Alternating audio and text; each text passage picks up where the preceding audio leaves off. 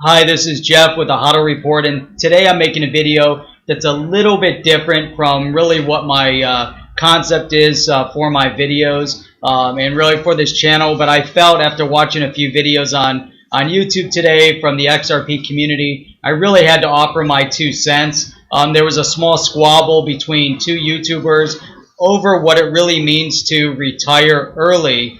And again, I'm not here to address their videos. I'm not here to address the squabble in any way. But I do want to address some very relevant and important points on this topic of what it means to retire early and what it means for someone to get to the point of retiring early. Now, each person may have their own definition of what retire early really means to them. However, in the traditional sense of retirement, meaning to stop working, basically spending the rest of your life in some mode of relaxation, sitting around on the couch or the beach, I think that's how people really envision it. But in reality, most highly successful people don't retire early. They put their heart and their soul into something that they are passionate about, and really they just keep moving forward through their journey. They're going to fail sometimes, they're going to lose, but for those who have the strength to continue, they're going to get up and fight another day to see their passion through to the end. And that's really what distinguishes the successful from those who are not successful, or those who have a passion. And those who don't have a passion is to continue, every time you get knocked down, every obstacle that's put in front of you, you get back up and you keep moving forward. And that in and of itself is really a big distinction to really be made there. So now again, for that successful person, projects come and go, but the drive and the motivation to succeed at something never really goes away. Every financially secure person that I know really continues working all the way through to the end, right to the point that they die, essentially. So they might go from their original career path, they end up in a new career path, they end up in new businesses. There's a lot of things that will develop in someone's lifetime. So now it is extremely valid to say that with financial success, you're going to receive security, and a security that you're never going to really have to need due to the lack of finances. However, with the increase of financial success comes other concerns, comes other worries, and other responsibilities. So the drive for each and every one of us to take this risk, to invest in a speculative investment like XRP or Bitcoin, is really no different than any other passion to take a risk in something. The stock investor, the buy and hold stock investor, meaning buying and hold long term. Obviously, there's more inherent risk with cryptocurrency, but with the risk comes huge upside. So we're pouring our heart and our soul into this passion of this new financial, technological space that is the crypto space.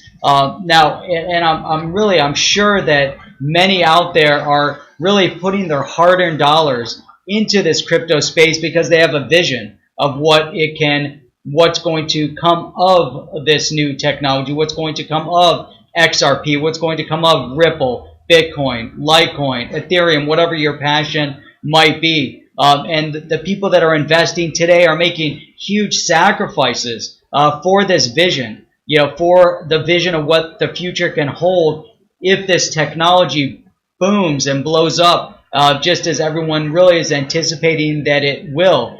Their passion is really investing in this amazing revolutionary technology. If there's success at the end of the tunnel, those who hodled through the good and the bad will eventually be seen as the visionaries who saw the potential when all others out there were listening to the FUD that's spread right now on the media. So imagine being that person, being that visionary. Imagine being that person that staked the claim to Bitcoin in 2009, 2010, and where you'd be sitting today and having that same opportunity presented again. So now you would be in that first category, the first generation of investors, just like those who saw the potential in Microsoft, in Apple and Amazon and Google and many, many others, but you were on that forefront of the technology, the forefront of the investment. Now, obviously, many will see their finances, their finances change tremendously if the crypto space grows as it has over the past years, as we've talked in my previous channels, year-over-year growth that we've seen. There's pullbacks and there's huge gains, and it'll happen again. There obviously does seem to be a pot of gold at the end of this crypto rainbow. But really, let me get back to the points that I wanted to make when it comes to early retirement. All of that is really relevant in my eyes to these next points. So, number one, will people's lives change? Yes, they're going to be more financially stable if the crypto currency, if XRP, if Bitcoin goes to the next level and grows by 1,000%, grows by 5,000, whatever the percentage is. It keeps growing and gets people to a point where they are now more financially secure. Will some people take a break from life and maybe have a short time of relaxation? I'm sure that they can. Will some pull out of life altogether and sit around and do nothing? I'm sure that maybe a few will. However, in the same breath, I sincerely doubt that those who are right now pouring their hearts and their soul into this space, and they're risking so much to invest in this crypto space and really seeing it at being a visionary and taking part in this space, being an active participant, whether it's on Twitter or if it's on YouTube or as people watching the videos and commenting on the videos or whatever it might be, investing.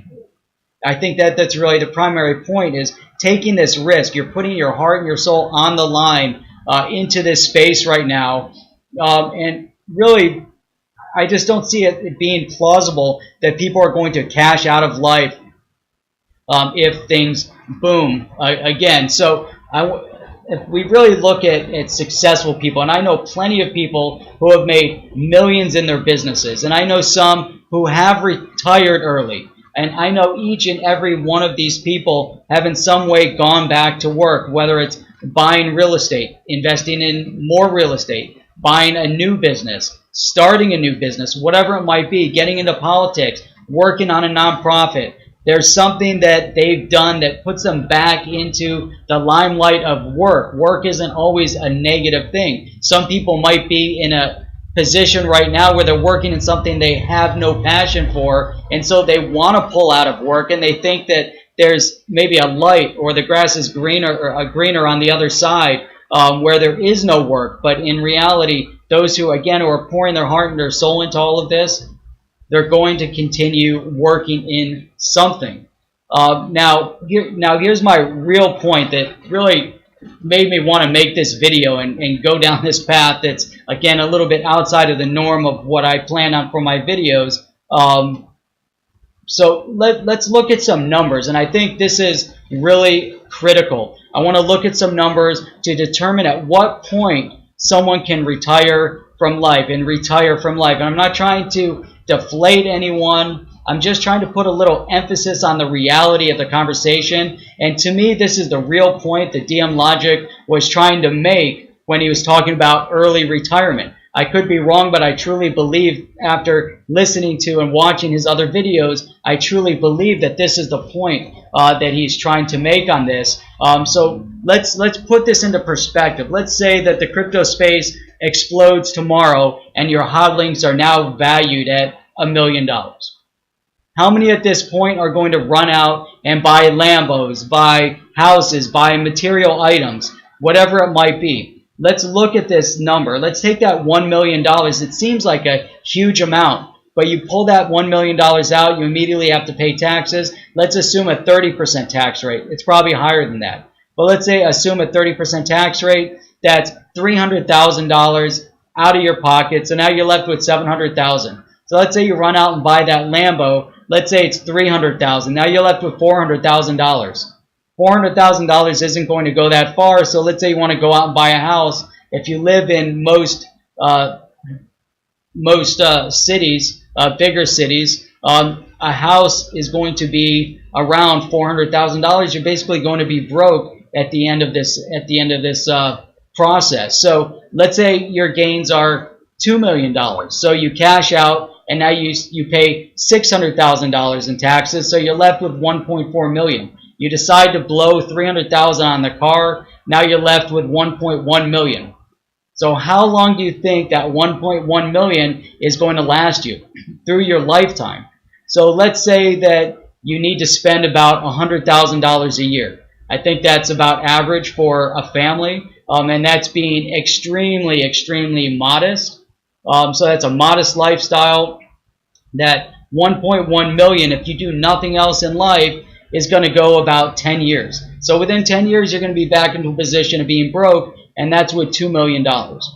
Now, I don't care if you're young, you're old, but if you fall into the trap of thinking that you can run off and buy that super expensive material item, then you're really no better than the lottery winners who end up going bankrupt within a short period of time. And again, I believe sincerely that this is the point that DM Logic was making, was really to look at this and go into it with a plan.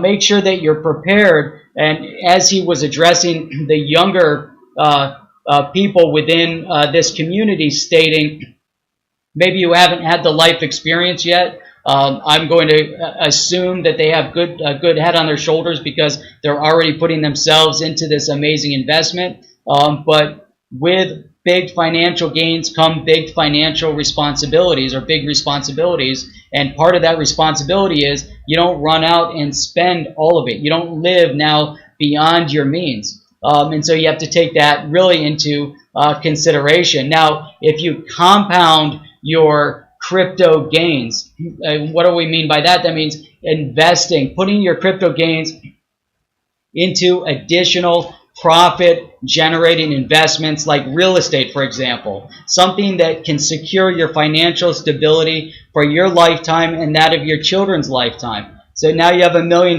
you have $2 million.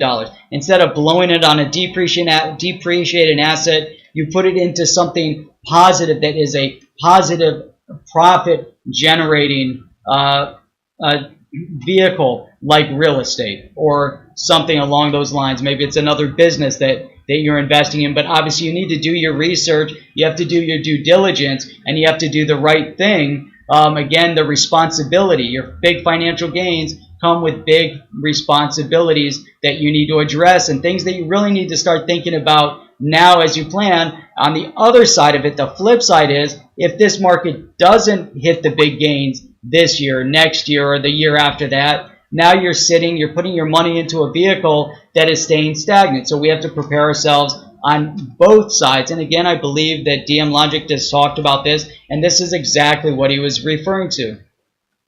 Now, obviously, if you go out and you start blowing all your gains, you're going to find yourself sitting with depreciating assets, as I just said, and nothing else to show for it. So think wisely what your next steps are going to be. Think wisely at what point you're going to cash out. Analyze your current holdings and make a plan. Stick to the plan, and you will more than likely not be able to remove the emotions from your decisions. And I think that's really an important point to make. A final point to make is, if you have a plan in place, emotions won't be a part of it. If you don't have a plan in place, emotions will end up taking over.